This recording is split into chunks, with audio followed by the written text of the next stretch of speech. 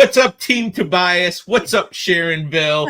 I'm here with Ann Rose, Jackie Lipton, and Kelly Dyksterhouse. Today, we're going to be talking about queries and how much Ann Rose loves them. I love that. Actually, I do. I don't hate queries. That's not what you were just saying 5 minutes ago. I mean, you love to misinterpret me, as our audience does know. So I actually just made that up. I don't think you said anything about queries 5 minutes ago.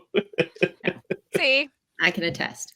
Okay, so a lot of authors have questions about queries and how to do them, what's the formatting, all that jazz. And personally, and I know I'm going to get in a lot of trouble for this because I can't stand rhetorical questions.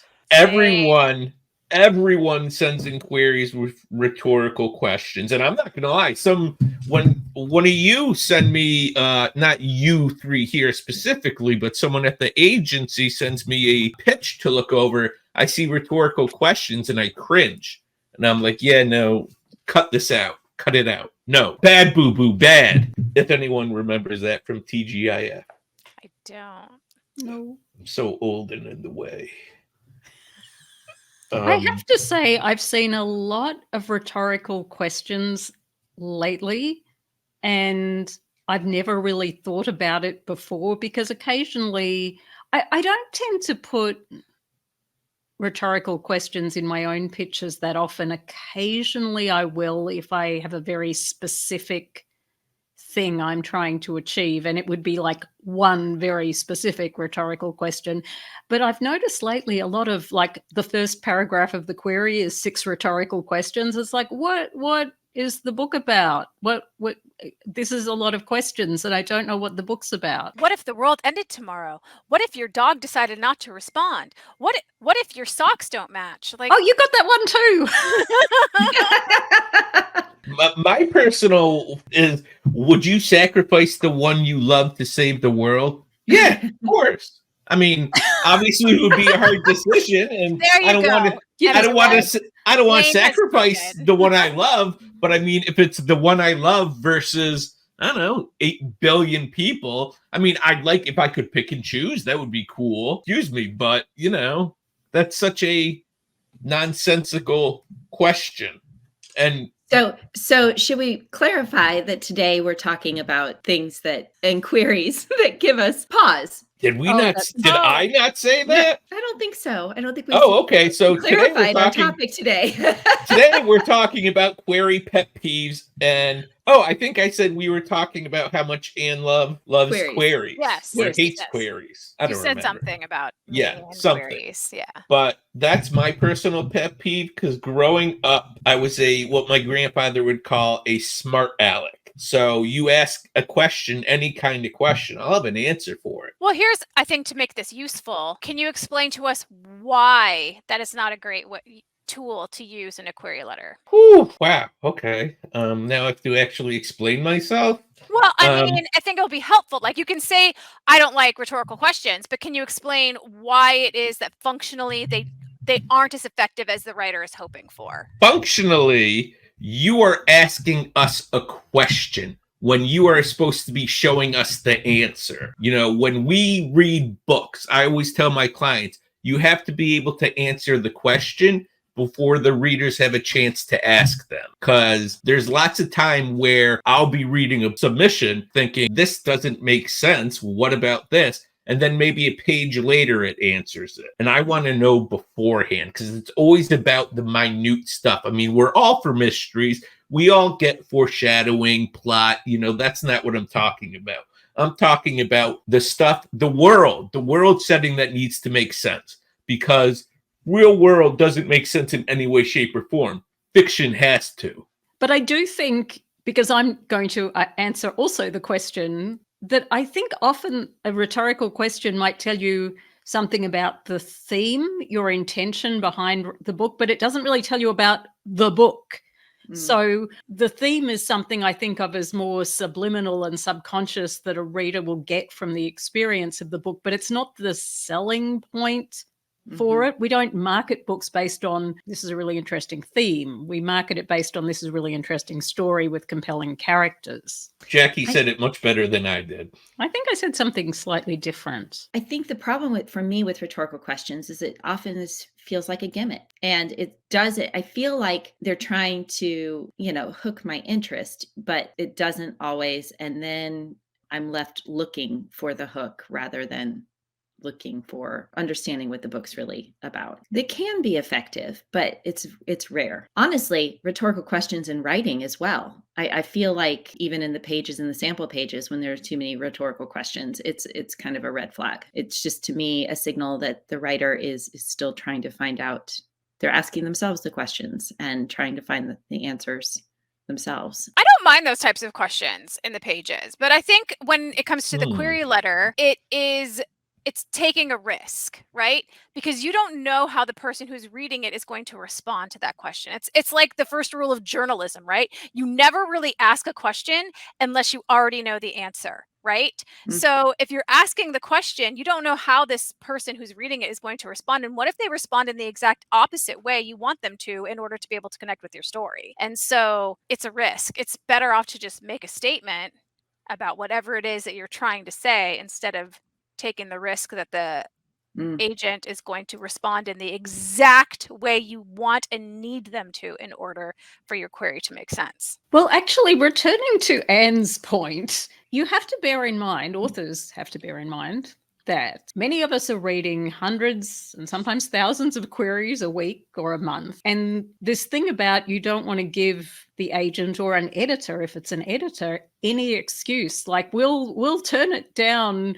We'll move past it at the first excuse because we have so many to get through. So I think what Anne is saying in a different context too is, yeah, it sounds really unfair that if someone just happens not to like rhetorical questions or happens to not like starting with a character waking up in the morning, or my particular unfavorite, starting with a weather report, it's not like, yeah, that could be really unfair of us to say, well, I'm going to less likely to dive further into the pages if I see that in the query. But, frankly, we have to have some way of sifting out what we want to read from what we might not be a best fit for. So if we know that we are just not going to relate to that kind of approach, it's not necessarily a value judgment at all on the writing. It's just saying the way the author approaches this is not necessarily the best fit for me. So it's not like, we're not saying it's bad.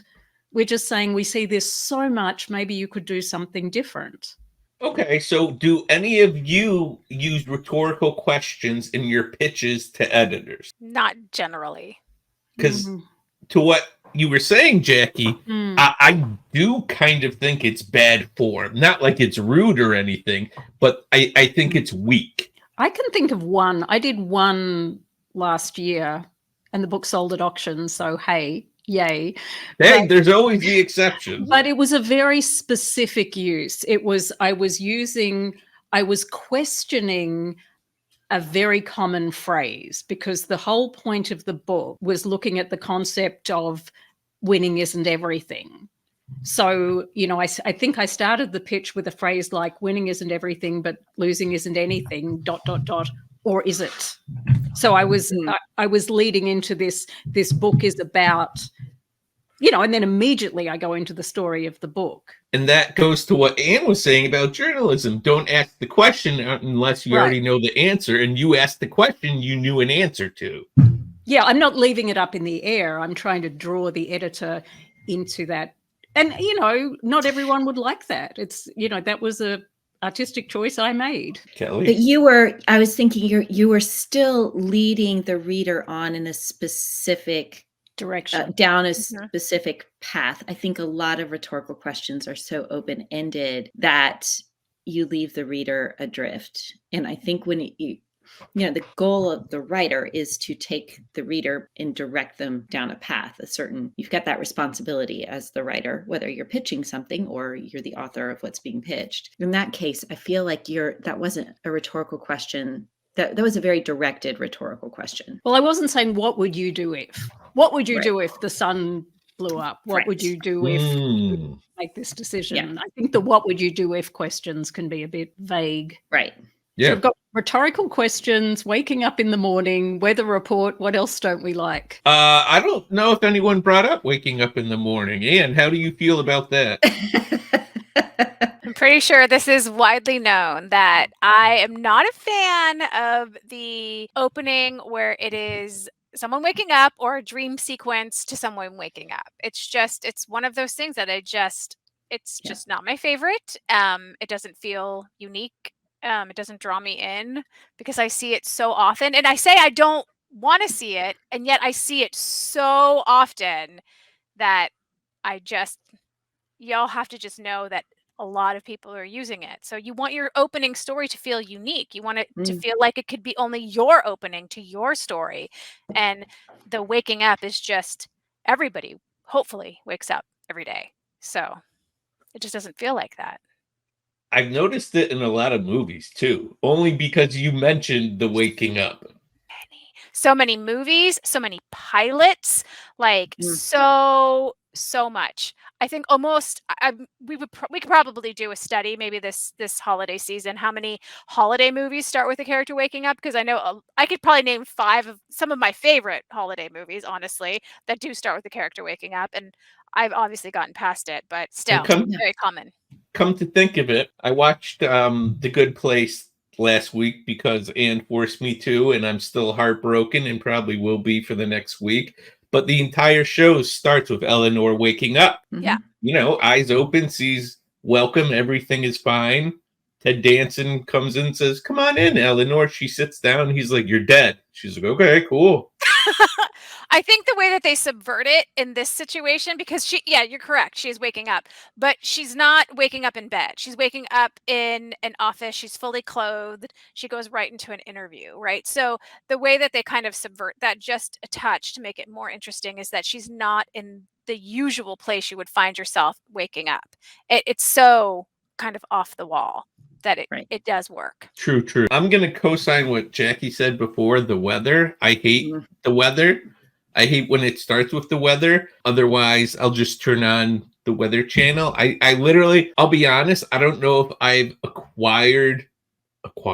represented a book that starts with the weather. And it's not like it's an automatic I'm passing. It's just, I think, something that speaks to the cliche of it. I think if a writer is at a certain level, they're usually not going to start with the weather. And if they do, it'll be in a interesting subverted way, like Anne was saying. Jackie, for people who are listening, can you give us an example of what that means to start with the weather? Because I don't know if that is recognizably known. And I think sometimes authors don't realize that they're doing it. So do you have some examples that you could provide for us? It That was could a be dark and useful. stormy night. It really was a dark and stormy night. No, I don't mean the weather. Like, yes, I mean like a weather report. And often people do this with setting. You know, they have a paragraph of setting where they're commenting on, you know, the waves crashing on the shore and I'm like, I don't know who this story is about. I don't know where I am. I don't know why I care. I have a very minuscule attention span because I have 3 children, and that's just been it for my brain. And you know, many people do like that. Many people do like an immersive setting to be. This is me personally and subjectively. But if the focus really is just on the waves crashing against the shore and the clouds and the castle on the hill, and you know, it's like, oh my goodness, I've just seen that so many times before, and it doesn't tell me anything about the book. Is it contemporary? Is it fantasy? Is it, you know, it's just like, it's sort of nothing. I do think that authors often think that they are trying to ground the reader in the setting and give, you know, it's like a open invitation and, you know, open door into the story by trying to give them a sense of the world. But so much of that can be interspersed and woven in through, you know, beats and dialogue tags and, you know, other sense of the world and through the character rather than just narrative. It was a dark and stormy night. The sunlight cut through the window pane and the dust motes flew through the air. And, you know, there's just different ways to ground the reader in those more exciting in the first chapters or paragraphs. I don't have queries that start with the weather very often, though. No, I guess that's more first pages. I think the waking up or waking up from a dream, from being knocked unconscious, whatever, that's often in the query, because I get a lot of crime thriller queries, and it's, so-and-so wakes up having been knocked unconscious and can't remember anything about their past life. It's like, I've seen that. Yeah. Like, But this is all part of the submission package. So I think it's fair That's to true. have that conversation, right? I So- agree. the other thing I would say, sorry, was I cutting you off, Kelly? You can go. Nope, go for it. As Lane is confused about whether he acquires or represents books, I was going to say that that's another little thing that I have about queries where people are using verbiage is a good word too, that suggests that they don't know if we're publishers or agents. And sometimes I think people don't know if we're because sometimes I think people really just don't understand how the industry works. But, when people say stuff like, I would like you to publish my book, or I'd like your help to publish my book, it's like, no, that's like an agent brokers deals. And the deals are to publish the book. But often the terminology is so confusing that I'm not sure if the writer knows what my job actually is. Mm-hmm. Okay, I'm going to jump in and go back to what Jackie was saying 10 minutes ago about the weather report and starting off with the setting. There was this book I read when I was a kid. I was looking it up, by Christie Golden, called The Enemy Within. It was a Ravenloft Dark Lords book, and the first line is dialogue. Let's let some light in, gentlemen. And it blew my mind, because at that point, I think I had read most books that had started with setting and descriptions of the wind. And I thought, that always sticks out because it's a action. We don't know anything that's going on, despite the fact that tells us a little bit of what's going on.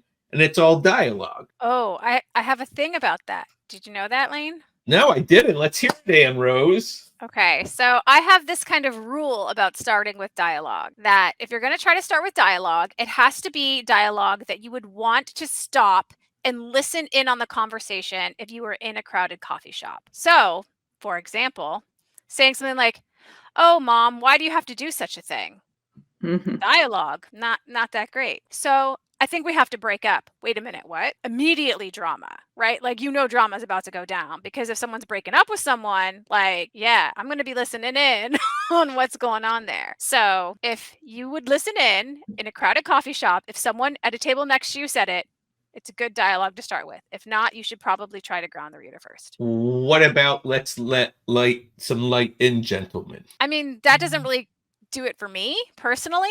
If it was, let's light this bitch up, ladies, I'd be like, okay, what's up? That's good. What's I up? like that. What's I up? like Okay, that. I'm in. So yeah, That's actually a much better line of dialogue. thank you. But I actually Look, I do this.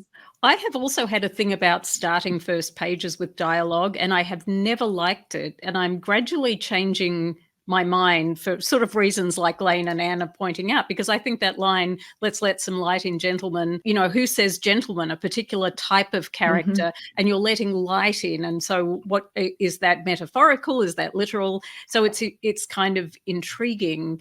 The reason I never liked starting with a line of dialogue is because, and I'm very character driven, which is also why I don't like starting with a weather report. I don't know who anyone is. And until I do, and until I care, it's very hard for me to engage. So I don't want the line of dialogue before I know who I'm dealing with as a character. But that said, I've mellowed on that over time, because I think it can be done very well. I think I've just seen it, as Anne says, often not done very well. I would agree with that. I actually think that's a fantastic opening line. I would be totally into reading more, mainly because I want to know, it assumes that there's a group of people who are in the dark.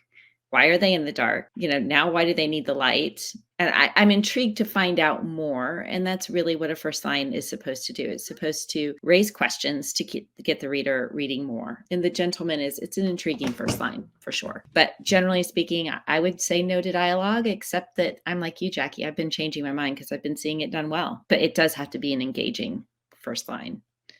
I wish I could take all the credit for these great compliments about that line. Unfortunately, I didn't write it. I just happened to read it when I was like 10 years old. But it stuck. It stuck with you. It's absolutely why it stuck with me, because I was like, who the hell is everyone? Where are they? Because at that point, most books I remember have started with what people look like, what the weather is like, someone waking up, someone going to bed, yada, yada, yada. I think one of my biggest pet peeves in queries is when they just tell you about the book instead of what the book's about. And I get so many of those. And I'm left at the end of them going, yeah, but I don't know who the character is. I don't know, what's at stake. I don't know, anything other than, it's got great themes and kids are going to love it for this reason. I rep only Kidlit. So there's nothing in the market like this. And I'm like, but I just want to know what the book is about. And my sense is if you can't tell me that in the query, then generally the first few pages are also going to give me no sense of what the book is about either. And those are truly, they do correlate. Usually the first couple of pages of those books are a lot of narrative that don't ground me in the setting or the character, or it's just a lot of, or the story. You can read the first 10 pages and still have no sense of what the story is. So it's really, a query does tend to reflect how much the author knows about their story. I also think that goes to how much they know about the industry. Because I don't think someone who has studied queries, written queries before, read great queries before, is pitching you what the book's themes are. Because I get a lot of those too. And obviously I read pages, but it's just, you don't know how to pitch your own book. So why should I, this is going to sound really bad, why can I trust you to write the book if you can't actually tell me about the book? Mm-hmm. Well, to answer that question, and to be fair to authors, those are two different Please skills. Do, since right? you're an They author. are different skills. Those are two different skills. Like writing a novel is a different form than selling a novel. So one is creative, one is marketing. So those are two different things. Okay, but writing a query, it's not a press release, it's a letter pitching the book. You're describing your book. You're showing me about your book. You're not telling me the themes or what you meant to do or why you wrote it. You're pitching the book. It's like the elevator pitch. If, Steven Spielberg walked over to me and asked me what The Spite House is about, I'm not going to say, oh, it's grief and spite and, ghosts and violence. No, I'm going to pitch him the story. I'm going to tell him, hey, man, this is what happens. Look, yada, yada, yada. Just like I pitched it to editors. Right. I think sometimes... go ahead, Kelly. I was just going to say, just like it's hard to critique your own work in your own novel. That's why it's important to have critique partners. I think it's also hard to critique your own query letter. And often writers think that they're writing about their, saying what their book is about. And instead they're just talking about their work. And so I think that's also one reason why it's really important to have people read your query letters and get critiques on your query letters before you send them out, and just do your research. And before people tear us apart, we do the same thing with pitches. Sure. Natasha just ran a pitch by us today that it was a lot longer than I would have done, but it was perfect. It was amazing. From the first sentence, I was like, oh, I want to read this book. I was kind of hoping that she was passing along a query so I could be like, oh, yeah, send me that book. But, whatevs. I think the most important part, when I teach query classes, because I teach a lot of query classes, I always say that there are, 4 things that the story, well, there's 5 things of a query letter, but four parts of the story that you need to tell us, right? For the meat of the query is what I call it. And that's, who's the main character? What do they want? What are their goals? What are their obstacles? What stands in their way? And then what happens if they fail? What are the stakes? So if you can tell us those in your query, then you're already ahead of the game. And if you don't know that, you should be listening to Quelling Your Query Conundrums with Anne Rose, because You should. I almost forgot that that's what I do. That's funny. I probably have said that several times on that show. Yes. Probably every episode. Probably. We can get that tattooed somewhere. What are the stakes? What are the stakes? Are there other things? I know Other another pet one. peeves. I What's can think another of pet something. peeve? When we don't get what I call the metadata, right? Like the title, genre, word count, comps, right? like that little metadata paragraph that gives us all the data about what we are trying, what they are trying to sell, right? Like that's the little sales paragraph. That's the only little paragraph that really needs to sell, is like to show that you know what you have. So don't forget those things. Round your numbers. Don't tell me you wrote a 92,364 word manuscript. Yeah, that's been annoying me lately. And it's such a small thing, but it's like, well, obviously that's going to change. You edit one paragraph and that's going to be wrong. But one thing that came up when I think Anne was talking a minute ago about how hard it is to get a narrative voice in your query letter. Another thing that's niggling at me lately is too much voice. Like people overdoing the voice, particularly in the personalization paragraph, when it's like, oh, I've seen you do the thing on YouTube and I just love your clients and I've written a book just like this client's book. And A, if you had written a book just like my client's book, I wouldn't rep it because you'd be competing with each other anyway. And B, most of the time it's pretty clear by paragraph 2 that you've not actually read that client's book, because you show no familiarity with that genre or that work. But I do think there's a fine line between personalizing, which is nice and professional, and going sort of OTT with the accolades for this